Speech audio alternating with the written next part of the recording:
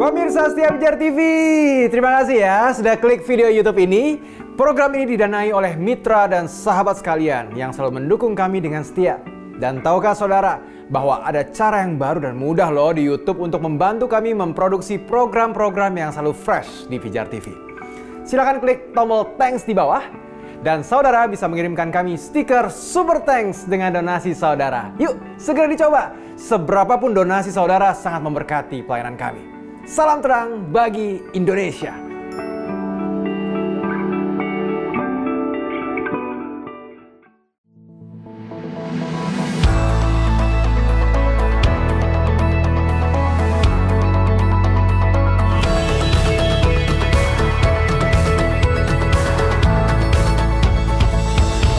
Shalom sahabat Pijar. Banyak pertanyaan di sosmed yang dilontarkan tentang iman Kristen. Salah satu hal yang sering ditanyakan adalah mengapa Yesus dijadikan Tuhan? Sebetulnya pertanyaan ini salah fatal. Kenapa salah? Karena kekristenan tidak mempercayai dan mengimani kalau Yesus atau manusia jadi Tuhan. Yang dipercayai iman Kristen adalah Tuhan yang menjadi manusia yang bernama Yesus. Jadi jangan dibalik-balik ya. Jadi pertanyaan yang betul adalah, kenapa Tuhan harus menjadi manusia? Nah, hal inilah yang harus dipahami oleh orang-orang Kristen untuk menjawab pertanyaan-pertanyaan tersebut. Nah, untuk memahami kenapa Tuhan harus menjelma menjadi manusia, kita harus melihatnya dari konteks karya keselamatan yang sudah dirancangkan Allah sejak manusia jatuh ke dalam dosa. Kita tahu bahwa manusia pertama kali jatuh ke dalam dosa ketika Adam dan Hawa tidak mematuhi perkataan Allah di Taman Eden. Iya kan?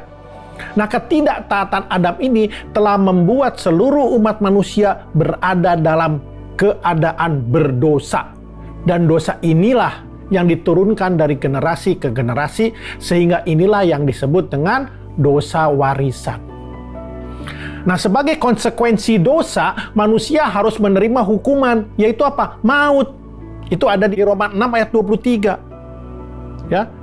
Sebab Allah itu adil, dan keadilannya ini menuntut hukuman atas dosa.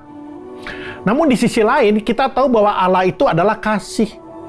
Kasih Allah inilah yang membuat manusia memiliki kesempatan untuk tidak menerima hukuman dosa, atau biasa kita sebut dengan pengampunan atau penebusan dosa.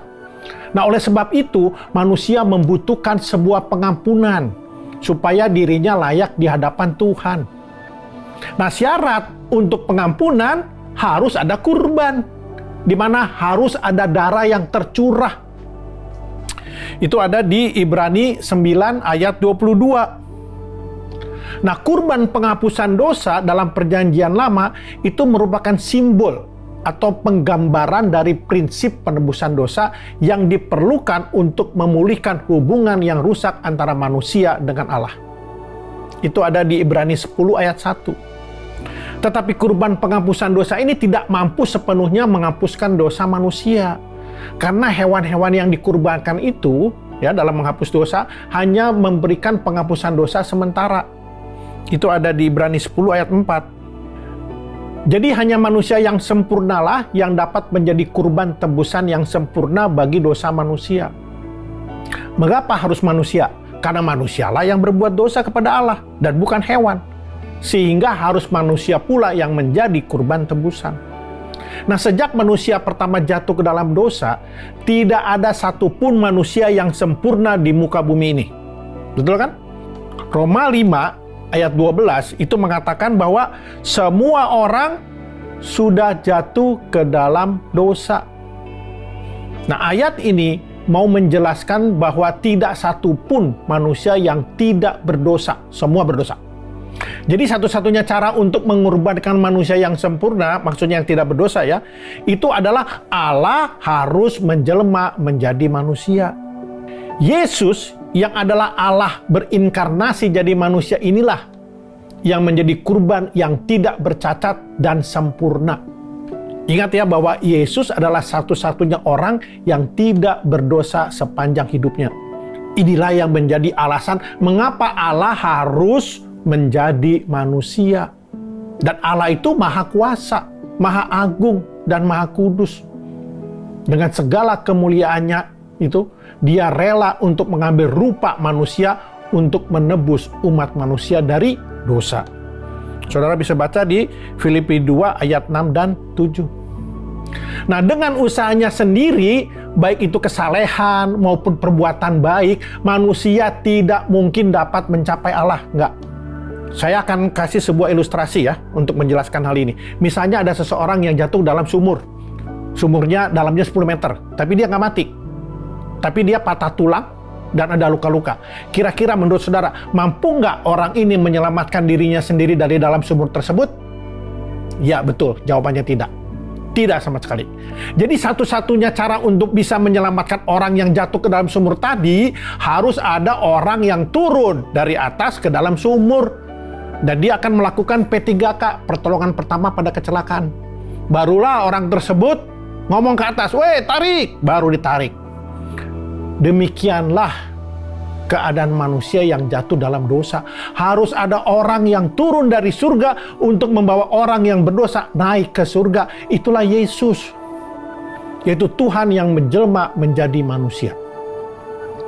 Jadi singkatnya begini, sejak manusia jatuh ke dalam dosa, Tuhan telah memulai karya keselamatan. Ya, cara keselamatan yang diimani oleh orang Kristen hanya satu, yaitu harus ada pertumpahan darah atau kurban darah, dan bukan perbuatan baik. Perbuatan baik apapun yang dilakukan manusia tidak dapat menghapus dosa. Inilah iman Kristen, jauh berbeda dengan iman orang-orang di luar kekristenan, di mana mereka menganggap bahwa melalui perbuatan baik mereka bisa masuk surga. Nah, kesempurnaan karya keselamatan tersebut harus melalui kurban seorang manusia.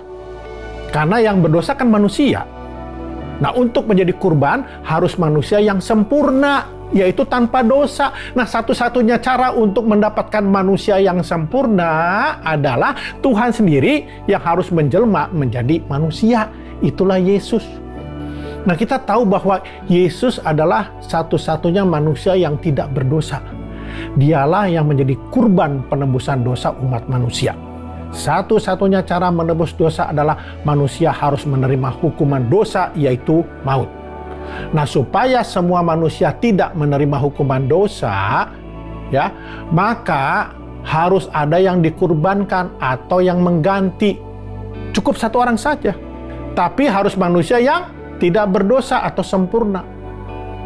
Manusia yang sempurna dan tidak berdosa adalah Tuhan yang menjelma menjadi manusia. Tapi bukan berarti Tuhan menjelma jadi manusia, Tuhannya hilang. Tuhan tidak pernah hilang. Karena Dia Maha Kuasa. Dia dapat berubah jadi apapun tanpa kehilangan eksistensinya. Yesus adalah Tuhan yang berinkarnasi sehingga memiliki dua hakikat, yaitu sepenuhnya sebagai Allah dan juga sepenuhnya sebagai manusia. Waktu Dia mati di kayu salib, yang mati siapa? Kemanusiaannya, bukan ketuhanannya. Karena Tuhan tidak pernah mati. Jadi jangan berpikir terlalu bodoh. Nah, begitulah keadaan kita sebagai manusia yang berdosa. Dengan usaha sendiri, kita tidak akan mungkin bisa mencapai standar Allah karena tercemar oleh dosa.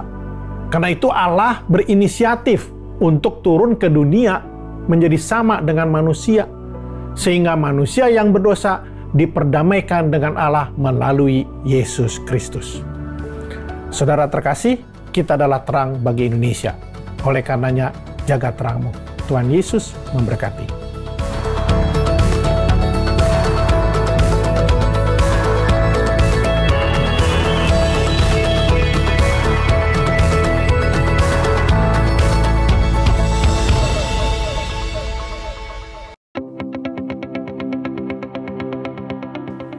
Sahabat Pijar TV, terima kasih sudah menjadi pemirsa setia program-program Pijar TV.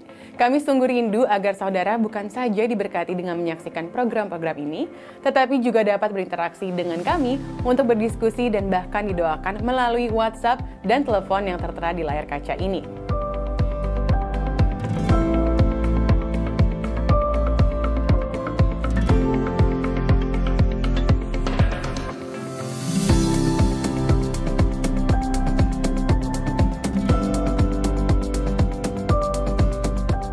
Hubungi kami sekarang melalui WhatsApp, tim Respon Pijar TV siap untuk melayani saudara.